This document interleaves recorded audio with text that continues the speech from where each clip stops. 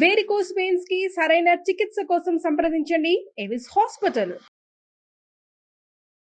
నమస్కారం, మీరు చూస్తుంది సుమన్ టీవీ. నేను మీ కీర్తి. ముందుగా ప్రేక్షకులందరికీ భోగి పండుగ శుభాకాంక్షలు. నాతో పాటు ప్రముఖ ఆస్ట్రాలజర్ బ్రహ్మశ్రీ నందిబట్ల శ్రీహరి శర్మ గురువు గారు ఉన్నారు. నమస్తే గురుగారు. వాగర్థావివ సంపృక్తౌ వాగర్థ ప్రతిపత్తయే జగతః పితరౌ వందే పార్వతీ పరమేశ్వరౌ. సదాశివ సమారంభాం శంకరాచార్య మధ్యమాం అస్మదాచార్య పర్యంతం వందే గురు పరంపరాం. ఆదిత్యాయ చ సోమాయ మంగళాయ బుధాయ చ గురు శుక్ర శనిభ్యశ్చ రాహవే కేతవే నమః. శృంగేరి జగద్గురు పీఠాధిపతులకి, కంచి పీఠాధిపతులకి నమస్కారములు తెలియజేసుకుంటూ కార్యక్రమాన్ని ప్రారంభిద్దాం. గురుగారు, ముందుగా మీకు భోగి పండుగ శుభాకాంక్షలు. మీకు వీక్షిస్తున్నటువంటి మన మహిళా ప్రేక్షకులకి అందరికీ భోగి పండుగ శుభాకాంక్షలమ్మా. గురుగారు, మరి ఈ భోగి యొక్క విశిష్టత ఏంటి, ప్రాముఖ్యత ఏంటి? ఈ రోజు భోగి పళ్ళు ఎందుకు పోస్తారు, అసలు భోగి మంటలు ఎందుకు వేసుకోవాలి, ఇలాంటి డీటెయిల్స్ అన్ని ఈ వీడియో ద్వారా ప్రేక్షకులకి తెలియజేసే ప్రయత్నం చేద్దాం. ముందుగా ఈ రోజు ఒక విశిష్టత ఏంటి గురుగారు? భోగి మనము గమనించుకున్నట్లయితే కర్కాటక రాశిలోకి రవి ఎప్పుడైతే ప్రవేశం చేస్తాడో దక్షిణాయనం ప్రారంభమవుతుంది. ఈ దక్షిణాయనం నుంచి పూర్తిగా ఉండి ఆఖరిగా ఉండేటువంటి రోజు దక్షిణాయనానికి భోగి రోజు. తదనంతరం రవి మకర రాశిలోకి ప్రవేశం చేసి మకర సంక్రమణం, ఆ సందర్భంగా సంక్రాంతి సంబరాలు అనేటువంటివి చేసుకుంటాం. ఈ భోగి అనేటువంటిది ప్రధానంగా మనం గమనించుకున్నట్లయితే ఈ గోదాదేవి అమ్మవారు నారాయణ్ణే వివాహం చేసుకుంటానని కూర్చోవడం. ఎందుకంటే తులసి వనంలో జన్మించింది లక్ష్మీ అవతారం. తర్వాత ఒకానొక సందర్భంలో విష్ణు చిత్తుడి యొక్క కలలో కనిపించి పలానా రోజుకి నా దగ్గరికి రండి, నేను అమ్మాయిని వివాహం ఆడతానని చెప్పడం. ఆ విధంగా భోగి రోజునే వివాహం ఆడి ఆ యొక్క రంగనాథుడి యొక్క శరీరంలో లీనమైపోయినది, అంటే ఆ విగ్రహంలో లీనమైపోయింది అమ్మవారు. ఆ రోజు నుంచి అంటే ఆ రంగనాథుడి భోగంలో కలిసిపోయింది అని అంటారు అక్కడ. అంటే ఏంటి భోగి అని అంటే ఇక్కడ ఈ రెండు అక్షరాలకు అర్థం ఏంటి గురుగారు? ఈ భోగి అని అంటే ఇక్కడ మనము ప్రామాణికంగా తీసుకునేటువంటి కాదమ్మా. ప్రతి దాంట్లో కూడా భోగత్వం అనేటువంటిది ఉంటుంది. డబ్బులో ఉన్నవాడు భోగిగా మారుతాడు. దైవ ధ్యానంలో ఉన్నప్పుడు దైవ భోగి అన్నప్పుడు దైవ లక్షణాలు, దైవానుగ్రహాన్ని పొందే తత్వంలో ఉన్నత స్థానానికి చేరు. అంటే ఉన్నతమైనటువంటి లక్షణాలు కలిగినటువంటి స్థితిని కానీ మనుష్యుని కానీ భోగిగా వ్యవహరిస్తారు. అది కుటుంబపరంగా ఉంటే భోగి, యోగపరంగా ఉంటే యోగి అని అంటారు. ఆ విధంగానమ్మా. గురుగారు, మరి ఈ రోజు ముఖ్యంగా భోగి పళ్ళు అవి వేసుకుంటూ ఉంటారు కదా, పిల్లలకి వేస్తూ ఉంటాము. అంటే పిల్లలు పెద్దలు అందరూ వేసుకున్నామైనా ముఖ్యంగా పిల్లలకి వేస్తూ ఉంటాం. ఎందుకని? దీని వెనకాల ఉన్న రహస్యం ఏమిటో? దీని వెనకాల చాలా పెద్ద రహస్యమే ఉందమ్మా. అంటే మన ఆచార సాంప్రదాయాలన్నింటినీ కూడా తుంగలోకి తొక్కేసేసి బ్రిటిష్ వాడు చెప్పింది నిజం అనుకుని నమ్మే స్థితికి తీర్చుకొని వచ్చారు. కానీ ఒక ఆచారంగా యుగ యుగాల నుంచి భోగి పళ్ళు వేస్తూ వస్తున్నారు. భోగి పండుగ సందర్భంగా ఎందుకు అనేటువంటిది అందరికీ పెద్దవాళ్ళకి తెలుసు. కానీ ఈ బ్రిటిష్ వాళ్ళు వచ్చిన తర్వాత ఆచారాల యొక్క మర్మాన్ని తెలుసుకోలేకపోతున్నారు. ప్రధానంగా ఏంటంటే పిల్లల్లో మీరు గమనించినట్లయితే ఒక సంవత్సరంన్నర వరకు తల మీద చేయి పెడితే ఒక చిన్న రంధ్రం లాగా ఉంటుంది, అదే బ్రహ్మరంధ్రం. కాబట్టి సంవత్సరంన్నర దాటినటువంటి పిల్లలకి అందరికీ కూడా, సంవత్సరం వయసు ఉన్నటువంటి పిల్లలకి కూడా 10 ఏళ్ల వరకు వాళ్ళు బాలురు, బాలికలు. కాబట్టి వాళ్ళకి ఈ భోగి పళ్ళల్లో ముఖ్యంగా బియ్యము, తర్వాత ఈ బదరికా పండు అంటే రేగి పళ్ళు, తర్వాత అప్పట్లో పైసలుగా రాగి పైసలు చలామణి అయ్యేటివి. అంటే ఈ రాగి పైసలు, బదరికా పళ్ళు అంటే రేగి పండ్లు, ఈ రెండు కూడా సూర్యునిలో ఉన్నటువంటి శక్తిని గ్రహించగలుగుతాయి. కాబట్టి అవన్నీ కలిపి బియ్యము, రాగి పైసలు, పండ్లు ఇవన్నీ కలిపి ఒక శుభముహూర్తంలో గురుహోరలో కానీ, అలాగే శుక్రహోరలో కానీ, చంద్రహోరలో కానీ ఉన్నప్పుడు, లేదా రవిహోరలో కానీ ఉన్నప్పుడు చక్కగా ఆ భోగి పండ్లు పిల్లలందరినీ వరుసగా కూర్చోపెట్టి భోగి పండ్లు అనేటువంటివి ఏర్పాటు చేస్తారు. అందుకని పెద్దవాళ్ళని అందరినీ పిలుస్తారు. పిలిచి ముందుగా వాళ్ళకి ఈ యొక్క హారతులన్నీ పట్టి దిష్టి తీసి, తదనంతరం పెద్దవాళ్ళు చేతికి తగినట్టుగా ఆ భోగి పండ్ల బుట్టలో వేడుకలాగా అందరినీ, చుట్టుపక్కల అందరినీ పిలుస్తారు. పిలిచి ఆ యొక్క చేతిలో ఎంత పదార్థములు అయితే వస్తాయో ఆ భోగి రేగిపళ్ళు, పైసలు, బియ్యం ఈ కలిపిన అన్ని తీసి 3 సార్లు క్లాక్ వైజ్గా, మళ్ళీ 3 సార్లు యాంటీ క్లాక్ వైజ్గా తిప్పి పైనుంచి ఒక ధారగా, మరీ పైనుంచి కాదమ్మా, కొద్దిగా ఒక ఫీట్ వరకు ఆ విధంగా ధారగా పోస్తారు. ఇక్కడ బ్రహ్మరంధ్రం దగ్గర ఎప్పుడైతే రేగిపళ్ళు, ఆ పైసలు, బియ్యం పడినాయో ఇక్కడ ఏంటంటే లక్ష్మీ స్వరూపం, లక్ష్మీనారాయణుగా ఆరాధన చేస్తారు. ఎందుకనంటే నారాయణ అంటే సాక్షాత్తు సూర్యభగవానుడే. ఇక్కడ సూర్యునిలో ఉన్నటువంటి శక్తిని అంతా గ్రహించి ఆ బ్రహ్మరంధ్రం గుండా పిల్లల యొక్క శరీరంలోకి ప్రవేశించేది ఆ సూర్యశక్తి. దానివల్ల ఆత్మశక్తి ప్రచోదితమై ఏం జరిగేది, వాళ్ళు జ్ఞానవంతులుగా అయ్యారు. ఒకప్పుడు ఎక్కడో మారుమూలగా ఎక్కడో కొన్ని గ్రామాలలో, ఒక్కొక్క గ్రామాల్లో ఒకరికో ఇద్దరికో ఈ రకంగా మెంటల్ ఎబిలిటీస్ తక్కువగా ఉన్నవాళ్ళు ఉండేవాళ్ళు. ఇప్పుడు ఆటిజం కావచ్చు, మానసిక వైకల్యాలు కావచ్చు, వాళ్ళందరూ పిల్లలు కొంత ఇబ్బంది పడుతున్నారు. అంటే ఆ కాలంలో లేనటువంటిది ఇప్పుడు ఎందుకు ఉండిందంటే ఈ ఆచారాలన్నీ పాటించకపోవడం వల్లనే, నియమాలని పాటించకపోవడం వల్ల. ఎందుకనంటే మనకు ఆ రేగి పండులో ఏం శక్తి ఉంటుందండి అని అంటారు. కానీ మరి బ్రిటిష్ వాళ్ళు కనుక్కున్నారు విద్యుత్ శక్తి అని అంటారు. స్విచ్ వేస్తే వస్తుంది, కానీ కరెంట్ ఎక్కడి నుంచి కనబడుతుంది, మనకు కనబడదు కదా. జనరేటర్లు కనబడుతుంది, ట్రాన్స్ఫార్మర్లో ఏమన్నా విద్యుత్ శక్తి ఉంటుందా, అది కంటికి కనబడుతుందా? కానీ అటువంటిదే సూర్యశక్తి కూడా. మనం శక్తిని మనం చూడలేము ఎప్పుడు కూడా, దాని యొక్క అనుభవాన్ని మనం తెలుసుకోగలుగుతాం. ఆ విధంగా చిన్న పిల్లలకి జ్ఞానవంతులు అవ్వడానికి, బుద్ధి శాతము పెరగడానికి ఈ యొక్క భోగి పండ్లు అనేటువంటివి చేస్తారమ్మా. గురుగారు, ముఖ్యంగా ఈ 3 రోజుల్లో భోగి రోజు సూర్యోదయానికి పెనిమిటే లేవాలి, అభ్యంగన స్నానం చేయాలి అంటుంటారు కదా. అస్సలు మేమంటూ పాటించాల్సిన ఫస్ట్ రూల్స్ ఏమున్నాయి గురుగారు? భోగి రోజున మనం గమనించుకున్నట్లయితేనమ్మా, ప్రధానంగా పూర్వకాలంలో ద్వాపర యుగం వరకు కూడా ఒక్కొక్క యుగానికి ఒక్కొక్క దేవత అనుకూలంగా ఉంటుంది. ద్వాపర యుగానికి ఇంద్రుడు దేవతగా ఉండేవాడు. అందుకనే ఈ భోగి సందర్భంగా ఇంద్రుడు అంటే కర్షకులు, రైతు స్వామ్యం కదా మన భారతదేశం, అందరూ ఇంద్రుడిని పూజించేవాళ్ళు. సకాలానికి మేఘాలు వర్షించాలి, సకాలానికి పంటలు చేతికి రావాలి, ఏదన్నా ఇంద్రుని యొక్క అనుగ్రహం. అందుకనే కదా ద్వాపర యుగంలో ఇంద్రుడు ఆగ్రహిస్తే, ఇంద్రుడు ఏంటి మనకు పని కావాల్సింది మన గోవర్ధనగిరి అని చెప్పి గోవర్ధనగిరి పర్వతాన్ని ఎత్తుతాడు ఇంద్రుడు కోపం చేయడం వల్ల. అప్పుడు ఇంద్రుడి గర్వభంగం తగ్గుతుంది. అంటే భోగి రోజున కర్షకుల కోసమే, అనగా వ్యవసాయదారులు ఎక్కువగా జరుపుకునే పండుగ ఇది భోగి సంక్రాంతి. ఇక పొద్దున్నే బ్రహ్మముహూర్త కాలం కల్లా లేవాలమ్మ, నిద్రలేచి కాలకృత్యాదులు తీర్చుకొని చక్కగా ఆ రోజు అభ్యంగన స్నానం అనంటే నల్ల నువ్వులు ఉంటాయి కదమ్మా. పూర్వకాలంలో నల్ల నువ్వుల్ని ముద్దగా చేసుకొని ఆ ముద్దని శరీరానికి అంతా కూడా లేపనం చేసుకునేవాళ్ళు. కాలక్రమేణా అందులోంచి వచ్చిన నూనెని మాత్రం లేపనం చేసుకొని బాగా దట్టించి తర్వాత సూర్యోదయం కంటే ముందే స్నానం ఆచరించేవాళ్ళు. ఇదంతా కూడా చేయాలి. ఆ రోజున విధిగా ఎవ్వరు కూడా, అనగా భోగి, సంక్రాంతి, కనుమ, ఈ 3 రోజుల పాటు ఎవ్వరు కూడా మాంసాహార భోజనం చేయకూడదు. అసత్యం. కనుమ రోజు కూడా పెదకూర పండుగ అనేది ముక్కనుమ రోజు చేసుకుంటారు ఎవరైనా, 4వ రోజు. ఇక ఆ యొక్క సంబంధించినటువంటి భోజనము, శాకాహార భోజనము చెయ్యాలి. దాంపత్యము పనికిరాదు, అలాగే మద్యపానము, మాంసాహారము పనికిరాదు. ఇక అన్నిటికంటే మించి దైవధ్యానంలో గడపాలి. ఎందుకంటే అన్నీ కూడాను శుభలక్షణాలు. ముఖ్యంగా చెప్పాల్సి వచ్చినటువంటిది భోగి రోజున, సంక్రాంతి రోజున, కనుమ రోజున బలిచక్రవర్తిని ఎక్కువగా స్మరణ చేసుకుంటూ ఉండాలి. ఎందుకనంటే వామనుడు, సాక్షాత్తు నారాయణుడే బలిచక్రవర్తికి అతనికి అవకాశం ఇచ్చాడు. నువ్వు గొప్ప మహారాజువి, కానీ దానం అడిగినప్పుడు వెన్ను చూపకుండా నీ యొక్క సంబంధించినటువంటి సమస్తాన్ని ధారపోశావు. కాబట్టి భోగి రోజు, సంక్రాంతి రోజు, కనుమ రోజున పాతాళం నుంచి భూలోకానికి వచ్చి ఈ 3 రోజులు నువ్వు చక్రవర్తిగా ఉండువుగాక అని చెప్పి వరమిస్తాడు.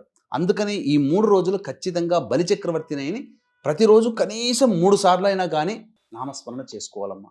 చేసుకుంటే ఏమవుతుంది, ఆ 3 రోజులకి రాజు కదమ్మా. దీనివల్ల ఏమవుతుందంటే ఉద్యోగము, వ్యాపారము, వృత్తి, అలాగే ఏదైనా సంబంధించినటువంటి సంపాదనలో ఉన్న వాళ్ళు ఏ రకంగానైనా వాళ్ళకందరికీ కూడా సంపాదన స్థిరత్వం వస్తుంది, ఉద్యోగం లభిస్తుంది, ఉద్యోగ భద్రత పెరుగుతుంది, వ్యాపారం అభివృద్ధి చెందుతుంది, అలాగే వృత్తుల్లో రాణిస్తారు.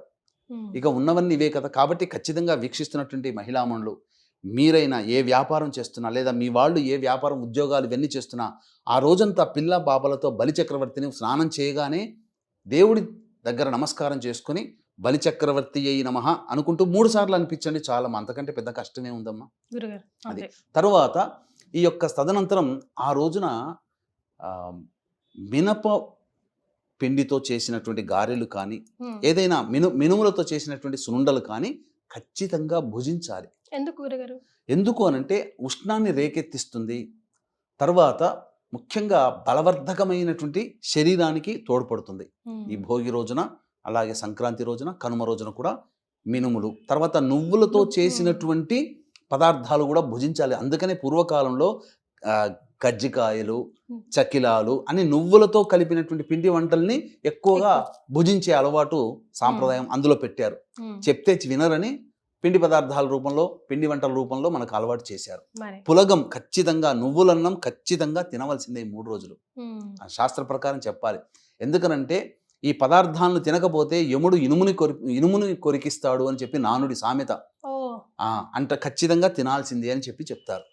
తర్వాత ముఖ్యంగా ఆ రోజంతా కూడా ఖచ్చితంగా ఈ భోగి మంటలు అనేటువంటిది చాలా ప్రత్యేకమైంది. వీక్షించేటువంటి ప్రేక్షకులకి గమనిక, భోగి, పుష్య పౌర్ణమి, ఆరుద్ర నక్షత్రం, సోమవారం కలిసినటువంటి దాదాపు 110 సంవత్సరాల్లో ఒక్కరోజు మాత్రమే వచ్చింది. ఇది 1940 నుంచి 2050 మధ్యలో.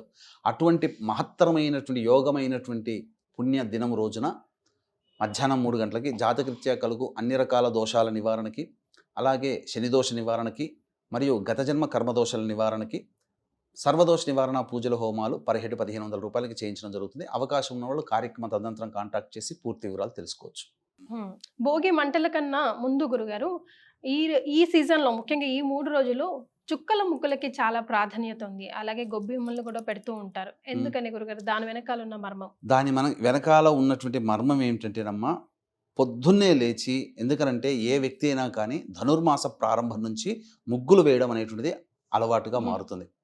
పొద్దున్నే లేవడం అనేటువంటిది చలికాలంలో కాస్త ఇబ్బందిగా మారుతుంది. కాబట్టి సంక్రాంతి పండుగ వచ్చే ముందు రోజుల వచ్చేంత వరకు కూడా ఆడవాళ్ళందరూ ప్రతి ఊళ్ళో, ప్రతి ఇంటి దగ్గర కూడా ఎక్కడున్నా చక్కగా ముగ్గులు వేయడం అనేటువంటిది ఆరాధన. తద్వారా ఏంటి, దేవతాశక్తికి మనం ఆహ్వానం పలుకుతున్నట్టు అది ఒక భావన ముఖ్యంగా. తరువాత ఈ గొబ్బెమ్మలు పెట్టడానికి గల కారణం కూడా ఆవు పేడతో చేసినటువంటి గొబ్బెమ్మలు పెట్టారు. ఏది పడితే అది చెప్పలేదు మనకు. ముగ్గులు వేస్తే దేవతాశక్తి ముందుకు వస్తుంది. అలాగే గొబ్బెమ్మలు, ఈ గొబ్బెమ్మలలో మనకు ఉన్నటువంటిది ఏంటంటే, ఈ ఆవులలో సూర్యనాడి అనేటువంటిది ఒకటి ఉంటుందమ్మా. ఆ సూర్యనాడి ప్రచోదితం చేత ఆ ఆవులు ఎక్కడైతే ఉంటాయో అక్కడ గొప్పగా దైవిక శక్తి ఎక్కువగా ఉంటుంది. దైవికం అంటే దేవుడనే మనం అనుకుంటాము, కానీ ఒక పాజిటివ్ ఎనర్జీ అనుకుందాం, తప్పేముంది? ఒక పాజిటివ్ ఎనర్జీ ఉంటుంది. ఆ తర్వాత ఆ గోమయంలో కూడా ఈ పాజిటివ్ ఎనర్జీ నిక్షిప్తమై ఉంటుంది. అందుకని ఆవు పేడతో చేసినటువంటి పిడకల్ని మనం గొబ్బెమ్మలుగా మనం పెడదాం. ఇవన్నీ ఏం చేస్తాం మనం? ముందు ఒక సంక్రాంతి కంటే ఒక నెల రోజుల ముందరే కదా ఇవన్నీ చేసి ప్రిపేర్ అవుతుంటాం కదా. ఆ తరువాత ఎలాంటిదంటే ఒక ఆనందాన్ని, ఉత్సాహాన్ని కలిగింప చేయడం కోసం ఈ యొక్క ముగ్గులు, రంగవల్లులు చేసుకోవడం. చివరికి సంక్రాంతి వస్తుందనేసరికి ప్రతి ఇంటి ముందర నాదంటే బాగుంది, నాకంటే వాళ్ళు బాగు చేసి నేను బాగు చేసి మంచి ముగ్గు వేయాలి, ఇలా పోటీల మీద ఒక ఆనందకరమైనటువంటి వాతావరణం ఆ ఊళ్ళో కనబడుతుంది. కంటికి ఇంపుగా ఉంటుంది, ఒక సంతోషం వస్తుంది. ఆ వీధులు వాడలు తిరుగుతూ ఉంటుంటే ప్రతి ఇంటి ముందర అనేక రకాల రంగులతో ముగ్గులు కనబడుతూ ఉంటుంటే మన శరీరం ఉత్తేజితం అవుతుంది, ఆనందంగా ఉంటాము, సంతోషంగా ఉంటాము అనే ఉద్దేశ్యం కాబోలు ఈ యొక్క ఆచారం అనేటువంటిది శాస్త్రీయతగా మనకు పెట్టినటువంటిది. ఈ తర్వాత ప్రతిరోజు కూడా మనము ఏం చేస్తాము, గొబ్బెమ్మలు పెడతాం కదమ్మా, అవేమి తీసి పడేయం, ఒక చోట మూలన పెడతాం లేదా ఒక సంచిలో పెడతాం. ఎందుకని? భోగి పండుగ రోజు కోసం వాటిని ప్రిపేర్ చేయడం అనమాట. అయితే ఇప్పుడంటే అనవసరమైనటువంటి పదార్థాలు అంటే ఇంట్లో పాడైపోయిన చెత్త వస్తువులని తీసుకొచ్చి ఇంటి ముందర, లేకపోతే ఇంటి ముందర కూడా కాదమ్మా, ఒక ఊళ్ళో 4 కూడళ్ళు ఎక్కడైతే ఉంటాయో ఆ 4 కూడళ్లలో ఉన్నటువంటి ఇంటి వాళ్ళందరూ కలిసి ఒక చోట వేసుకుంటారు, కుప్పగా చేసి భోగి వస్తువులు వేస్తారు. పూర్వకాలంలో ఈ ఆచారం ఉండేది. ఎట్లాంటి ఆచారం అంటే, మనం ఆ ఆచారాన్ని మర్చిపోయాం. మన ఊళ్ళో చుట్టుపక్కల పెరుగుతున్నటువంటి పంచపల్లవాలు, ఆ యొక్క సమిధలు, కట్టెలు అంటే ఏంటి, రాగి, మేడి, మర్రి, జువ్వి, మోదుగ, ఈ 5 రకాల వృక్షములను సంబంధించినటువంటి సమిధలు అనగా కట్టెలను పట్టుకుని వచ్చి ఒక గుట్టగా పోస్తారు. వేసిన తర్వాత అందులో కొన్ని ఆ చుట్టుపక్కల ఉన్నటువంటి ఇళ్ళ వాళ్ళందరూ గొబ్బెమ్మలు పెడతారు కదా, ఆ గొబ్బెమ్మలు కూడా అక్కడ ఆ గుట్టలో కొన్ని పోస్తారు, ఎండినటువంటి గొబ్బెమ్మలని. తర్వాత కర్పూరంతో వాటిని వెలిగిస్తారు. వెలిగించిన తర్వాత శుద్ధమైనటువంటి నేతిని దానికి ఆజ్యంగా పోస్తుంటారు ఆ మంట పెరగడం కోసం. ఇవి ఎప్పుడైతే జరుగుతాయో ఆ సందర్భంగా పూర్వకాలంలో చెప్తున్న మాట ఇది, అక్కడ 1 టన్ను ఆక్సిజన్ అనేటువంటిది ఒక 10 గ్రాముల ఆవు నెయ్యి కలిపినప్పుడు ఈ పంచపల్లవాలు ఆవు పేడతో చేసిన గొబ్బెమ్మలు అన్నీ కలిసి మంట ఎంది అగ్నికి ఆహుతాయి. వచ్చేటువంటి పొగలో ఆక్సిజన్ అనేటువంటిది టన్ను ఆక్సిజన్ విడుదలయ్యేది. దానివల్ల ఏం జరిగేది, ఆ చుట్టుపక్కల ఉన్న వాళ్ళందరూ మంట జరుగుతున్నంతసేపు చలి కాచుకున్నట్టుగా ఉంటారు. మరి దానివల్ల వచ్చేటువంటి వాయువుని తెలియకుండానే. పీలుస్తారు. ఉమ్. ఆ పీల్చడం వల్ల వాళ్ళల్లో ఒక రకమైనటువంటి పాజిటివ్ ఎనర్జీ వాళ్ళ శరీరంలో శ్వాసము ద్వారా వెళ్ళిపోయి శరీరంలో, ఎందుకనంటే ఇదంతా కూడా డిసెంబరు నవంబర్ మాసం నుంచి శివరాత్రి వరకు కూడా మనకేంటనంటే చలి దీపావళి పండుగ నుంచి చలి ప్రారంభమవుతుంది. ఉమ్. ఆ చలి శివరాత్రి వరకు ఉండి శివరాత్రి తర్వాత శివ శివ హరహర అనుకుంటూ వెళ్ళిపోతుందట. అప్పటి వరకు ఈ వైరస్ల ప్రభావం ఎక్కువగా ఉంటుంది, రోగాలు క్రిమికీటకాల వల్ల ఇబ్బందులు పడతాము అని చెప్పి ఈ యొక్క శాస్త్రీయంగా ఈ తత్వాన్ని మనకు అనాదిగా వస్తూ ఆచారం ఇవి. కానీ ఇప్పుడు ఏమైపోయిందంటే ఒక భోగి మంటలు అనేసరికి ఒక పిచ్చి వాళ్ళ కార్యక్రమాలుగా తయారైపోయిందమ్మా.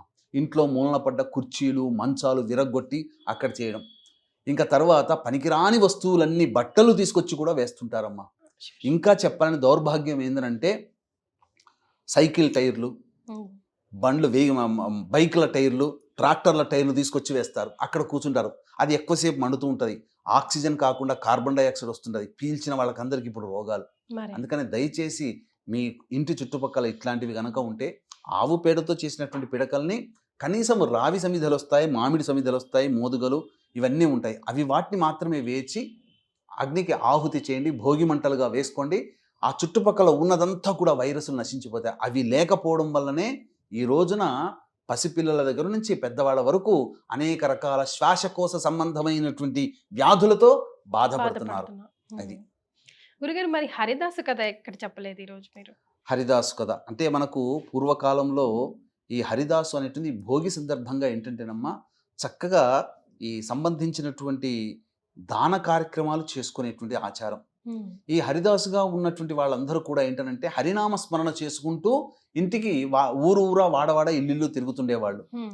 అయితే ఈ హరిదాసులో ఉన్నటువంటి అంతరార్థం ఏంటంటే అతను దైవనామ స్మరణ చేసుకుంటూ ఉంటాడు. అంటే చాలామంది అంటే మన మహర్షులు ఎంతో గొప్పవాళ్ళు అంటే పూర్వకాలంలో విధిగా దేవనామ స్మరణ కొన్ని పండుగ ప్రత్యేక దినాల్లో చేసేవాళ్ళు. ఉమ్. ఖచ్చితంగా ఆరాధన ఉండేది. ఇది భవిష్యత్తులో మర్చిపోతారేమో, దాన్ని గుర్తు చేయడం కోసమే ఈ హరిదాసులు హరినామ స్మరణ చేసుకుంటూ ఉంటే ఆ నామాన్ని వింటున్నంత మాత్రమే కొద్ది పుణ్యం కలుగుతుంది అనే భావన. కాబట్టే హరిదాసు అతను హరిస్మరణ చేసుకుంటూ వస్తూ ఉంటుంటాడు. ఉమ్. అది ఏ వీధికైతే, ఏ ఇంటి ముందుకైతే గంగిరెద్దు వస్తుందో చాలా మన పుణ్యఫలం అంటారు కదా గురుగారు. ఉమ్. సో మనం ఏం సమర్పించుకోవాలి వాళ్ళ ఇంటి ముందుకు వచ్చినప్పుడు? ఇంటి ముందుకు వచ్చినప్పుడమ్మా ఖచ్చితంగా మనకు ఈ ఎద్దుని తీసుకొని వస్తారమ్మా. అంటే దీంట్లో అంతరార్థం ఏంటంటే పూర్వం మనదంతా వ్యావసాయికమైనటువంటి దేశం, రైతులు వీళ్ళందరూ పంటలు పండించి చక్కగా ఈ భూమి అంతా కూడా సస్యశ్యామలంగా ఉండేది. ఈ రైతు వ్యవసాయం చేయాలంటే అతనికి సహకరించేది ఎవరు? ఎద్దు మాత్రమే. ఉమ్. కాబట్టి ఆ ఎద్దుని గౌరవించే విధంగా ఉంచి చక్కగా అలంకరణ చేసి ఆ ఎద్దుని పట్టుకొని నామస్మరణ చేసుకుంటూ వస్తాడంటే దీని అర్థం ఏంటంటే మనకు ఈ గజాసుర సంహారం గనక వృత్తాంతం తెలిస్తే అక్కడి నుంచి వచ్చిందేమో దీని. అందుకంటే విష్ణువే ఆద్యుడయ్యాడు. నంది చక్కగా అలంకరించుకొని రావడం, విష్ణు వాయిద్యం వేసుకుంటూ రావడం, ఇవన్నీ కూడా విష్ణువుని సూచించేటువంటిదే. కరెక్ట్ గురుగారు. గజాసుర సంహారంలో వినాయకుడి ఉత్పత్తికి ముందు జరిగినటువంటి సంఘటన ఇది. ఉమ్. ఆనాటి నుంచే మొత్తం చక్కగా ఈ విధానం అనేటువంటిది వచ్చిందని ఎట్లా చెప్పవచ్చు. సంవత్సరానికి ఒక్కసారైనా మనకి అన్నం పెట్టే వాళ్ళని ఒక కృతజ్ఞతా భావంతోనమ్మా. ఎందుకనంటే అన్నం పెట్టే వాళ్ళని కదమ్మా, ఈ అన్నానికి కారకమైన వాళ్ళు రైతులు మరియు ఎద్దు అనేటువంటి సూచన. కాబట్టి వృషభాన్ని మనం ఎక్కువగా ఆరాధన చేస్తాం. గురుగారు. అందుకనే దీని యొక్క వృషభ ఆరాధన చాలా గొప్పదమ్మా. మనుషులు ఎవరైనా చనిపోయిన తర్వాత 9వ రోజునో 10వ రోజునో వృషోత్సర్జనము అని చెప్పి చేస్తారు. దాని ద్వారా గోసంతతి వృద్ధి అవుతుంది ఆ రోజు చేయడం ద్వారా, ఆ వృద్ధి కోసం. కాబట్టి ఇది వృషభం యొక్క ప్రాముఖ్యత అని చెప్పవచ్చు. అందుకనే చక్కగా అలంకరించుకొని వస్తారు. వచ్చినప్పుడు ఆ యొక్క ఎద్దుకి అన్ని మూపురానికి అంతా కూడాను వస్త్రములు ఇస్తారు. కాబట్టి ఎవరైనా కానీ వాళ్ళ జీవన భృతి కొంతమంది ఈ విధంగా ఉన్నవాళ్ళు కాబట్టి వాళ్ళకి ఆ భోగి పండుగ రోజున సంక్రాంతి రోజున చేయడం వల్ల ఏంటంటే వస్త్రదానం చేయమనంటే మర్చిపోతారేమో అని ఆ విధంగా దానాది కార్యక్రమాలు కూడా ఏదో ఒక రూపంలో జరుగుతూ ఉండాలి అని చెప్పి ఉద్దేశంతో హరిదాసు రాగానే చక్కగా బియ్యం, ఇంట్లో కొత్త బియ్యం వచ్చి చేరుతుంది, బియ్యం వేస్తారు. అంటే మనం వేసే పిడికడైనా ఆ రోజున సంక్రాంతి రోజున భోగి రోజున చేసే ఇసుమంత దానమైనా అది అనంతమైన పుణ్య ఫలితాలను ఇస్తుందని, అందుకనే చక్కగా ఆ రోజు సంబంధించినటువంటి ఆహారము దానం చేస్తారు, వస్త్రదానం చేయమని అంటారు, వస్త్రదానాలు చేస్తారు. గురుగారు అన్ని రకాలుగా ఈ విధంగా చేయవచ్చునమ్మా. చాలా సంతోషం గురుగారు, భోగి పండుగ విశిష్టత గురించి తెలియజేశారు. ధన్యవాదాలు. సర్వం శ్రీ ఉమామహేశ్వర పరబ్రహ్మార్పణమస్తు.